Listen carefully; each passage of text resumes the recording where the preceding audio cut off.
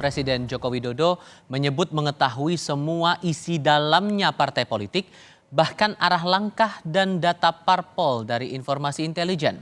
Penegasan itu disampaikan Jokowi saat membuka rapat kerja nasional relawan Sekretariat Nasional atau Seknas Jokowi di Bogor, Jawa Barat. Awalnya, Jokowi menceritakan konteks pentingnya kepemimpinan 2024 nanti agar Indonesia bisa menjadi negara maju.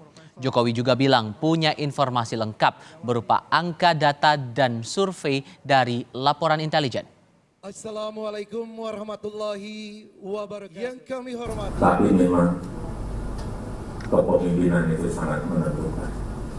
Saya tahu dalamnya partai seperti apa, saya tahu. Partai-partai seperti apa, saya tahu. Ingin mereka menuju kemana, saya juga begitu.